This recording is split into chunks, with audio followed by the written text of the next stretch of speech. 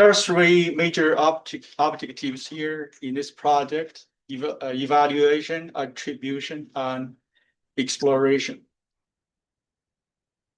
My update today focuses on three manuscripts published or accepted. The first study examines dry heat and the record-breaking Canadian 2023 wildfires. As shown in the left panel, the burned area in red was about 7 times larger than the recent 40-year average, which shows as the gray dashed, and about 2.5 times the previous record set in 1995. That's a black bar. Our diagnosis indicates that dry heat contributed strongly to the alarmingly high fire weather index, which is in the middle panel, during the 3 summer months inside those boxes. And our further analysis showed that persistent mid-tropospheric high-pressure systems, either appearing as a ridges or blocking highs, anchored these dry and relatively calm conditions that were highly favorable for this high wildfire development. That's in the right panel. We further diagnosed that the resonant transient waves, together with low wave number planetary stationary waves, contributed to the unusually persistent high pressure systems, which is not shown here. This is the first one. The second study focuses on the shrinking of the dry United States warming hole.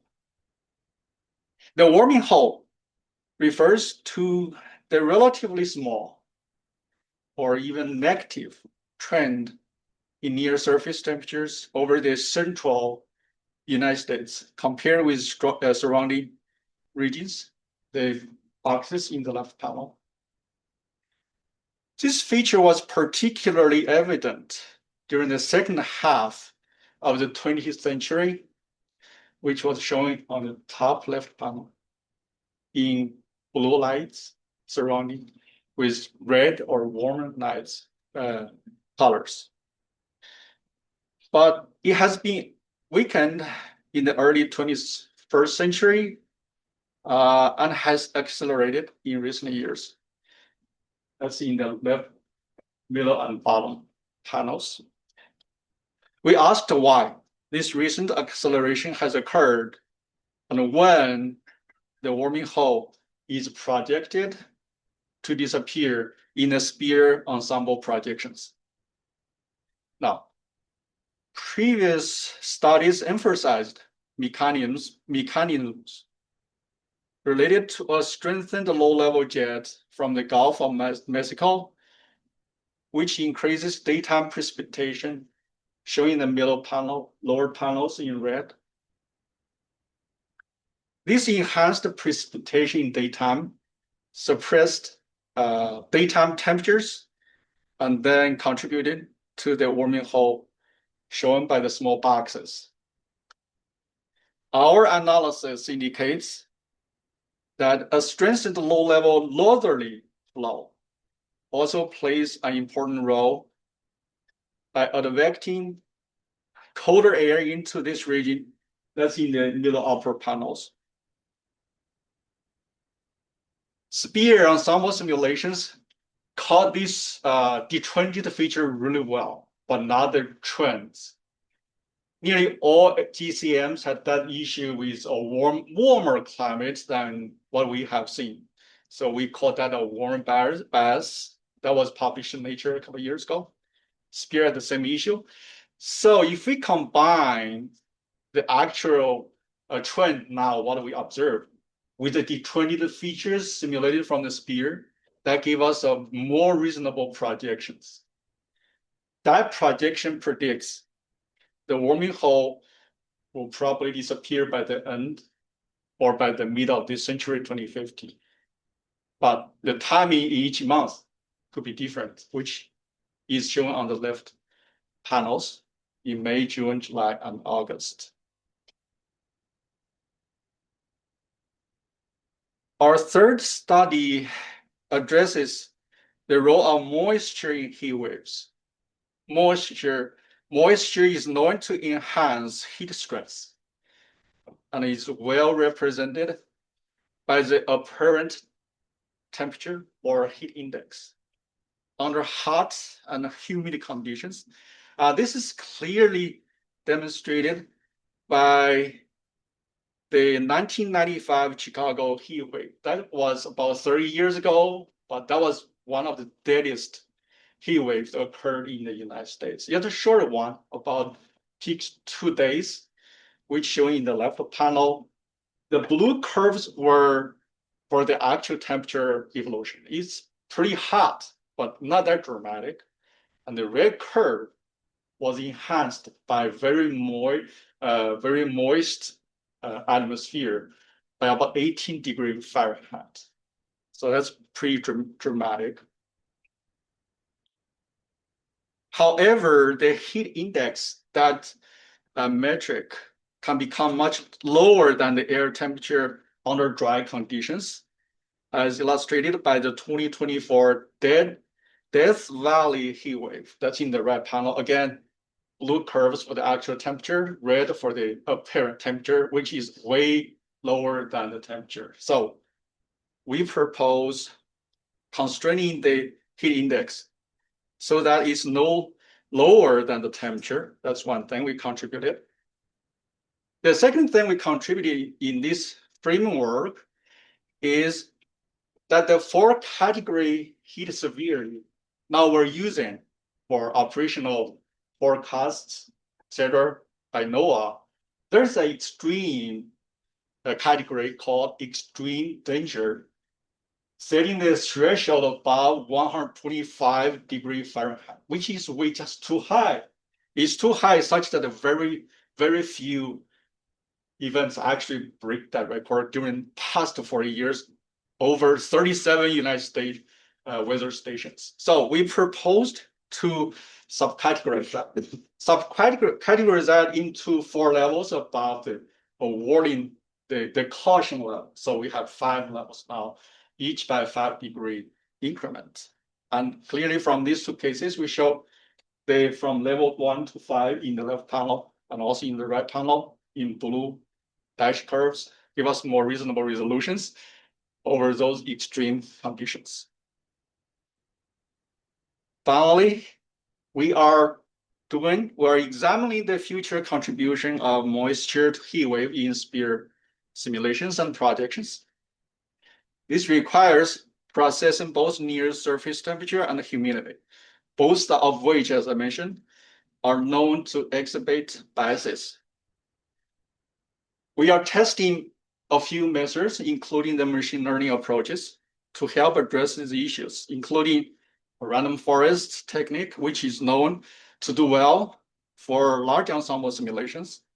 And we hope that can help identify the most influential ensemble members for the future projections. And with that, I'll be happy to take any questions.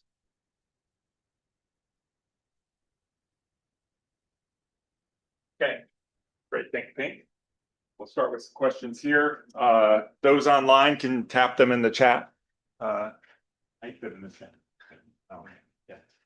Hi, Ping. Yes. Great talk. This is a question of ignorance. Can you introduce a bit more about SPEAR for someone who don't know much about it? Absolutely. In short, SPEAR is a state-of-the-art global climate model for the simulation and projection of climate. It has a very high resolution, about 50 kilometers globally, ensemble 30 members, which produced unprecedentedly well resolution to the current climate, but it's evolving.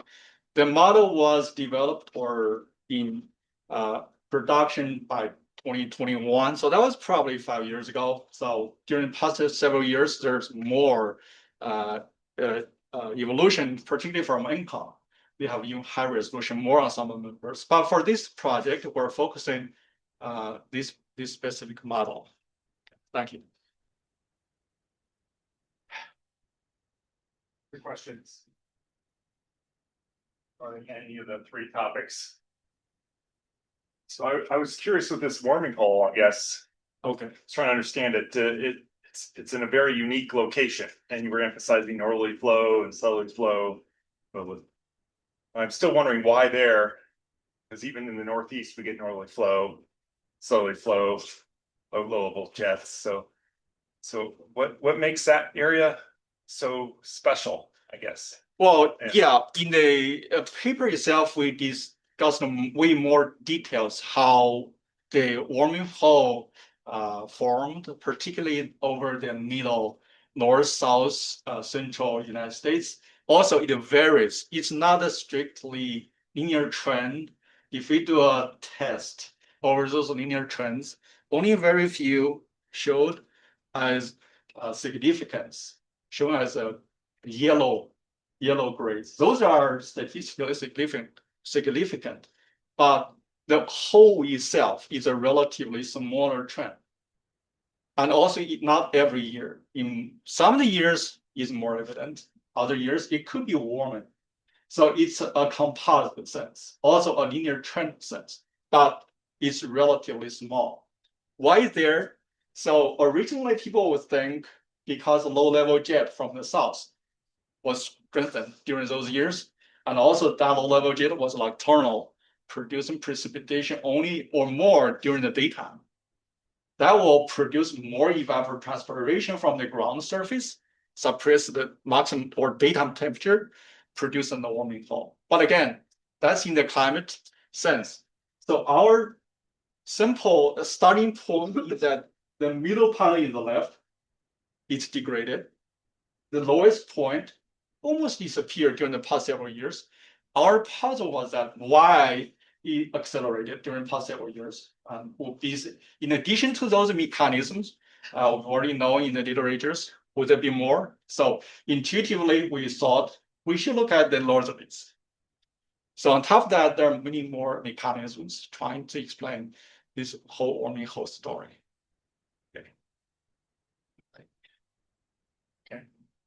Yes. Could you go back to the previous slide before this one? Yeah.